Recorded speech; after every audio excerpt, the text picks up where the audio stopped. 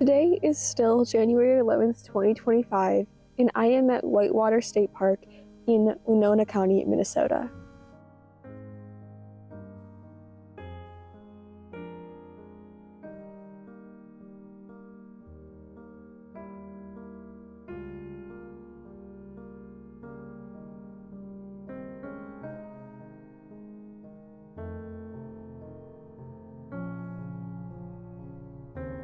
Right, we are at Whitewater. Got the map. I already stopped at the visitor center. Some good directions on the map, so I remember where I'm trying to go at least.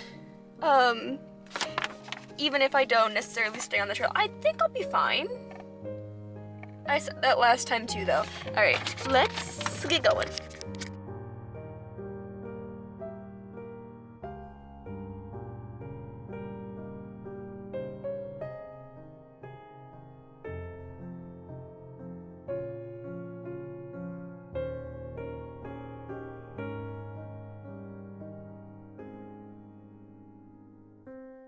Taking its name from the Whitewater River, the Dakota people to whom this land belonged so named the river because it turned milky white in the spring as high water eroded light-colored clay deposits along its banks. Following the Treaty of Traverse des Sioux in 1851, when much of southern Minnesota came into United States control, the area became populated by white settlers who, in their new land use of farming, ended up destroying and taking out much of the native vegetation, which only led to severe flooding in the Whitewater Valley. This resulted in the creation of Whitewater State Park in 1919. Flooding did continue in Whitewater Valley for the next several decades until sweeping reforms and conservation measures were passed to help allay the problem. This area of Minnesota is known as the Blufflands due to the limestone bluffs and deep ravines carved by the Whitewater River. 43% of Minnesota's rare flora and fauna live in the Blufflands due to the rare vegetative community called oak savanna, which is essentially kind of when you have this kind of prairie-type biome savanna that is populated by a lot of downslopes and oak trees and fresh spring rivers that kind of flow underneath it. It causes a lot of very rare vegetation to be able to flourish in this area. Although one animal the park boasts not being common is the mosquito, which it says there's a notable lack of.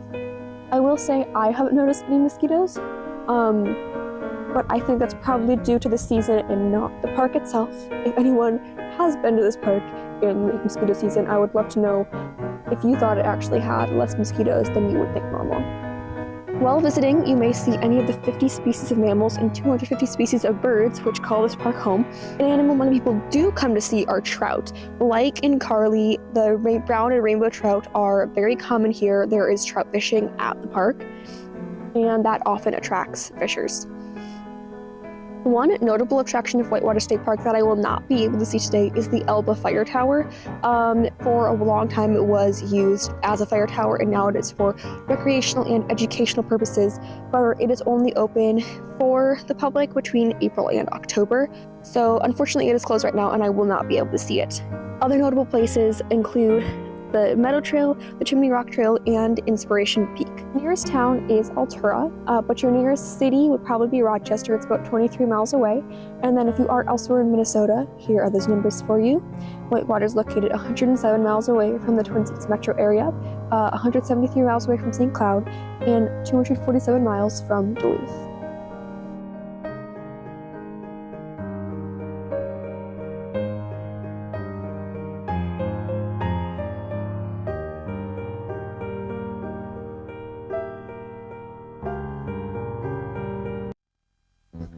There is also very much so a difference between the large parks and the small parks. So just being here, you can really kind of feel the difference. Significantly more just signs and like buildings. I really do like when the parks are more accessible. For instance, like even like Gooseberry, there's quite literally like a wheelchair ramp, but this is the best part of the falls. So it's a very popular park. Whereas if you do go to somewhere like Carly, it's just a smaller park. It's one where it's kind of just like a more intimate feeling. It's just like you really do get to feel like you're just kind of sitting alone in nature, which is fun. I'm not usually this out of breath after a hike. It was just a lot of vertical. Also, river.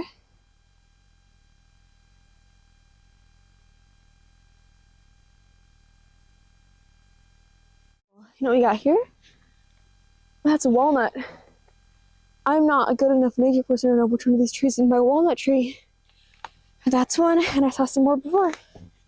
I appreciate the map marker right here. And we're going south. Yeah, which way is fucking south? Hold on. I was right, but I did double check with the compass. It's so cloudy. I'm not confident, which, you know, normally even if it's cloudy, you can still tell where the fucking sun is. Please.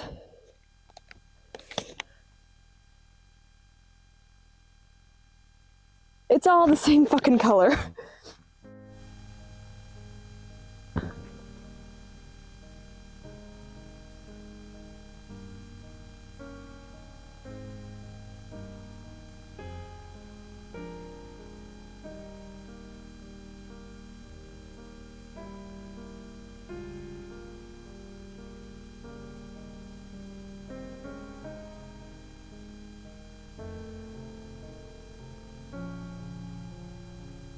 I'll be honest, you know what, once you get up this high, the steps are for sure worth it, because you can really see the altitude that we've gained. I mean, I'm parked down there. I climbed up all this way, like you can kind of see, I don't know if you can see how like sheer the drop is right here, but damn. I want to go over there. Let's see. Oh my god, you can hear the river again from here. Ooh. I can feel my eye twitching again. Apparently, my coworker, the reason is because I don't get enough potassium. It's because it's a muscle spasm.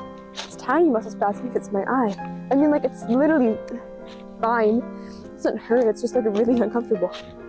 However, we got more hiking to do. And it's not like I have any potassium on me right now, so we're just gonna keep going. Hey, buddy.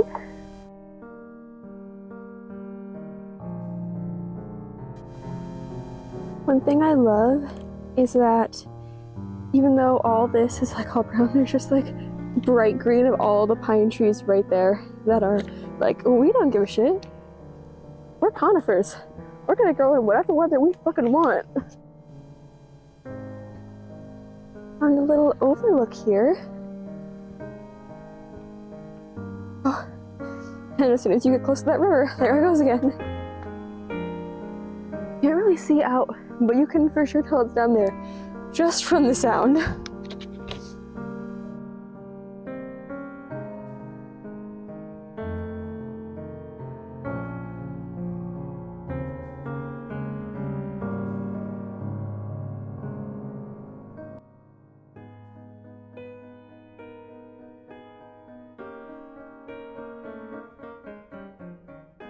I don't think it's gotten colder, but I think it's gotten a fair bit windier, so I put on my hood, mostly because I didn't want to dig my hat out of my bag, which already just kind of feels better already.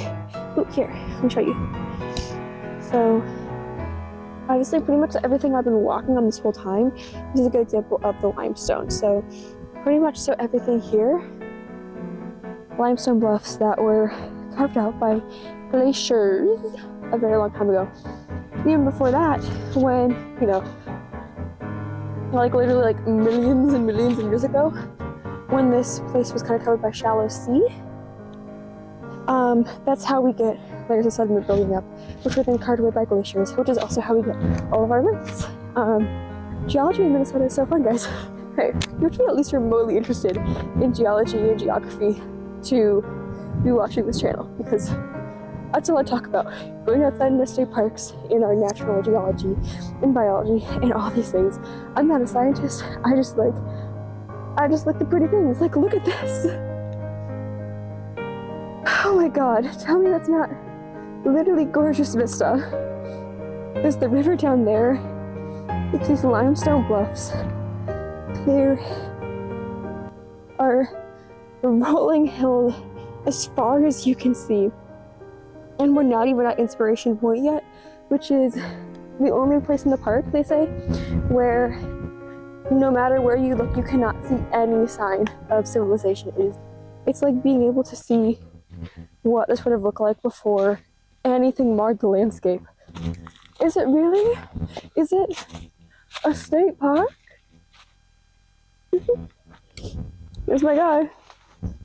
State park thing. One thing that's very fun about visiting a popular park like this outside of peak season is that even though I know out of the 3 parks, including this one that I've been at so far this year, this one is for sure the one that has the most people at it at the time I'm at it, just based on the number of like cars there are parked in the parking lot.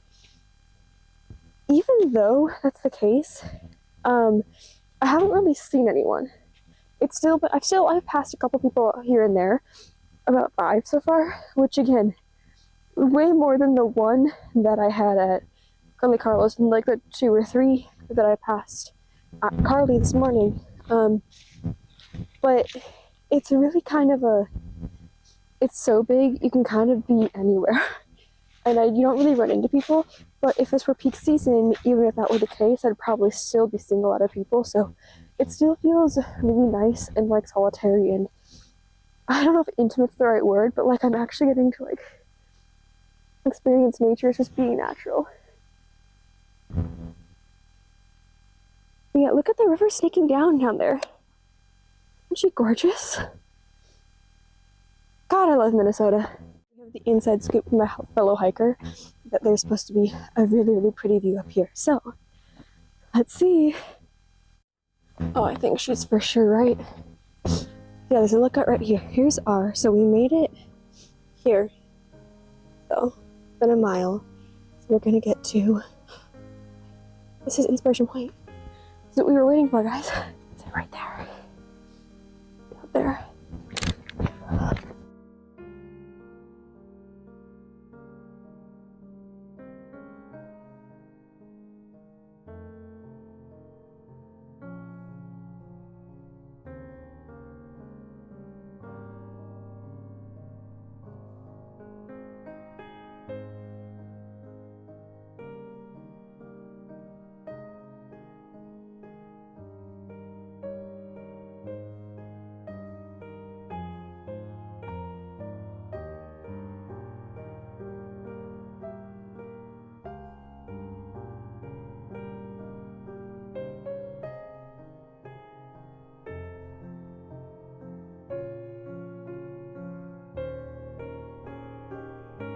Right now, I'm sitting on Inspiration Peak, which is one place in the park where you can look out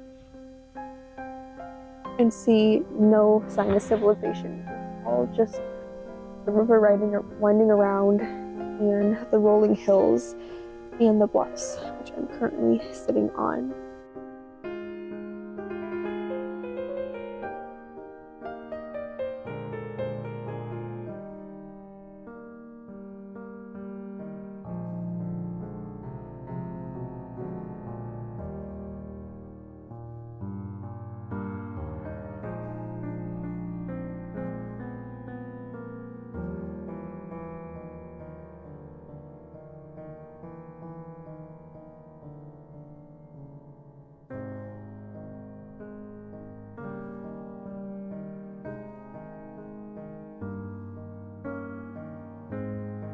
Alright, well, we made it to what I definitely wanted to see here, which was Inspiration Peak.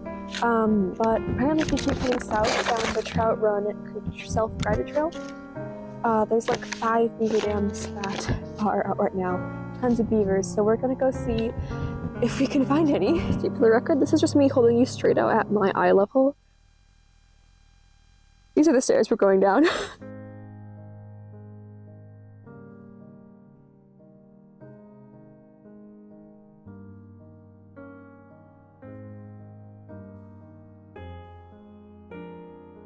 The mushrooms growing on this kind of make it look like a giant pine cone. Hold on. Like, those are just mushrooms, but I was like, is that the most enormous pine cone I've seen in my life? It was not. It was just mushrooms, man.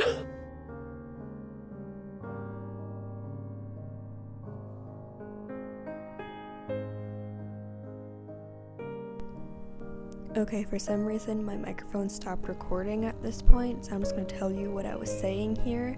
Oh my god, look at this beaver dam. You can see that they really have done a really good job of making that water table. Look at that there. It's so much deeper than right down there. Wow, great job, beavers. I'm pretty sure I can see another one a little further up, so let's go take a look. Wow, oh my gosh, look right over there. Oh my god, beaver chews. Wait, haven't spotted it yet. Oh my god, beaver chews. Look at the trees. They are so chewed by the beavers. See, look at that right there. You can see the beavers have chewed it. There's evidence of beavers all around us. Oh my gosh, this is so exciting. I know we're not actually going to see a beaver today, but you know what? It'd be really fun if we did. Oh, I'm still talking about the beaver chews. Okay, we're done now. Actually, I lied because it turns out that at that point my microphone just stopped recording entirely. I think it stopped working, so I'm gonna keep explaining my thoughts in the moment. Oh my gosh, this is so pretty, but you know what? I would really kind of expect this kind of thing in like March or April and not January, because it's a very springtime picture to see the water running from the creek like that with just a little bit of ice left. So even though it's pretty in this moment, it is a little bit scary from like a climate perspective, because it really should not be this warm while I'm hiking, even though it's nice for me in the moment that it is not quite so cold. It is, oh my god, beaver chew. Look, there's a really old beaver chew. It's just from a climate perspective a little bit worrying. More beavers. Look, more evidence of beavers. Oh my god, look, they're in action. The beavers. They've knocked this tree over. Oh my goodness, the beaver. You know what? I think this one was decidedly not a beaver knocking this one over, I'll be honest. Yeah, that's for sure not a beaver responsible for that one. I don't know what I was trying to say here. Oh, yeah, you can really see that Whitewater is quite a big state park compared to Carly. See how small they are on the map. And you know what? We never did actually see any beavers, which honestly makes sense. We didn't even see a lodge. We just kind of walked around down here by the creek, and it was a good time. And it was about at this moment that I realized that it was getting pretty close to 5, which meant that not that the park was closing, but that it was going to be starting to get dark soon. And I did not want to be walking around after dark. So then I said I said these are more wild raspberries and probably Queen Anne's lace, but I can't tell when it's dead. But yeah, I probably want to start heading back because it really kind of feels like this trail has just become not like an official trail anymore. It's just become somewhere people have kept walking after the end, and it's no longer like a real trail, like kind of it's getting a bit not official. And it was about at that point that I realized I just needed to turn around and start hoofing it backwards. More beaver dams on my way back. But I probably would have kept a lot more of this footage because there was a lot more from down by this trail, except for, as you can tell, it's a bit borderline unusable due to the missing audio. Hence why you're getting editor me just kind of guessing what I was trying to say. So we're gonna kind of wrap this one up, I think. I will say I think that my review of this park is that I really liked it. Especially Inspiration Peak, probably going into one of my favorite places here. But as it is, that seems like it's kind of a wrap on Whitewater State Park.